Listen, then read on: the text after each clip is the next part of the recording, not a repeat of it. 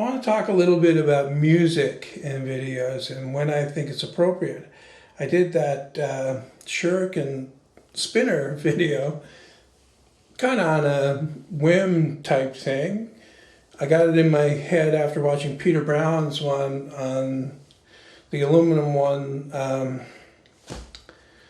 Green Lantern, I think the symbol is. I'm not too familiar with comics overall. Like when I was a kid, you know, everybody else was reading comics. I was reading like Harold Robbins. If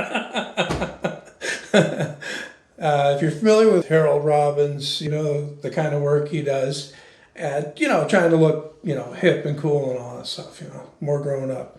Anyway, so I decided to do that, and then I decided also to do the wooden one from the steam cherry, and then that led to the, you know, the comparison between the steam cherry and the real cherry, and, you know, all this stuff builds one on the other. Okay, so the original video concept was the one that I posted on my main channel. I filmed the actual build with that format in mind. I knew I was going to have music with it.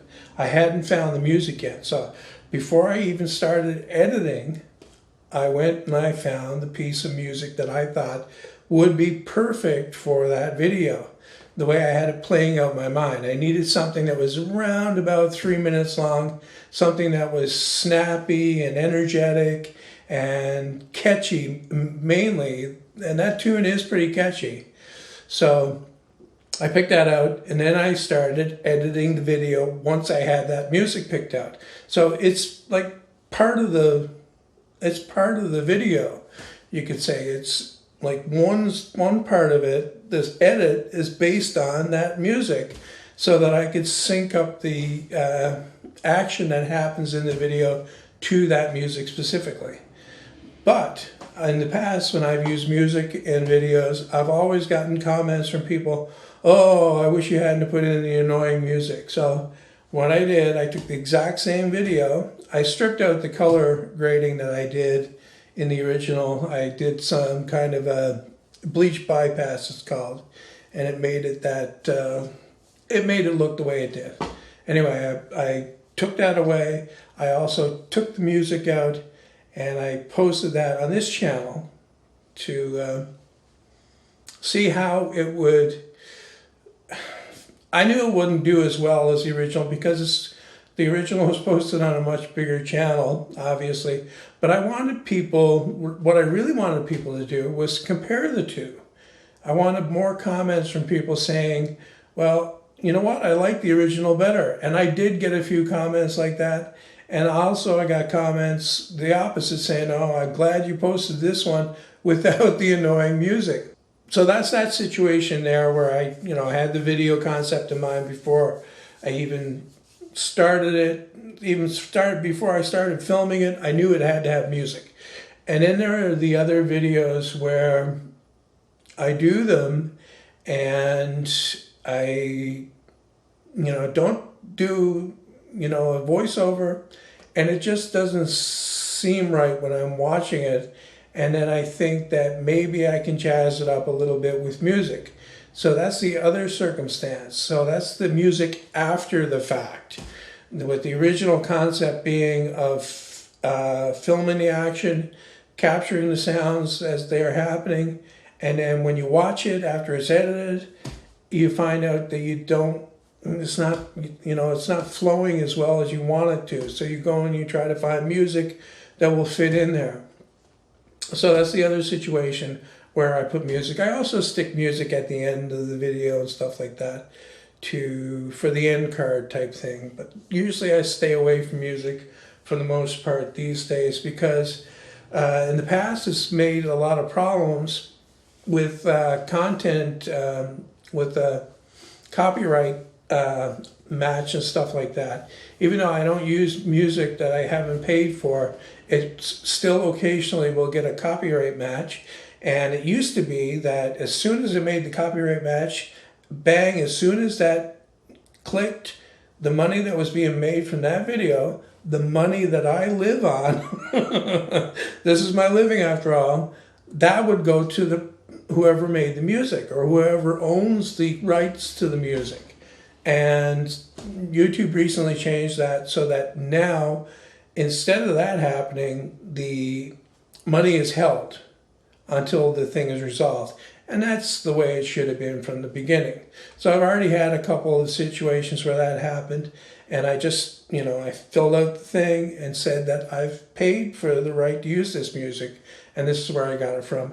And then the money was released to me. Who owns it? Who earned it? It's my video that made the money. So why should they get it just because I use the music? And now I'm going to stray into territory where maybe I shouldn't. I'm going to, pass judgment on some other people's work here and say that when I watch videos and I see music where it really doesn't belong, and usually it's when someone's talking.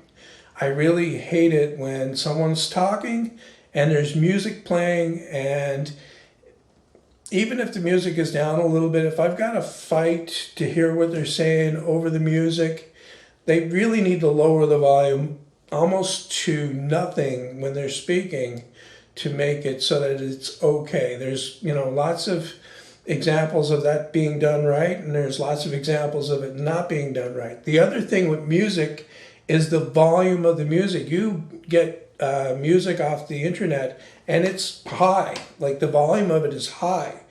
And if you're, speaking down here and the music jumps up here, so you got a guy speaking and I've got my volume turned up to hear him properly here, and then the music comes on, and wow, that pretty much drives me away from the video. If I've got to keep, bouncing the volume up and down to cope with a video that actually doesn't need the music so that I can watch it properly, then I just leave, to be honest.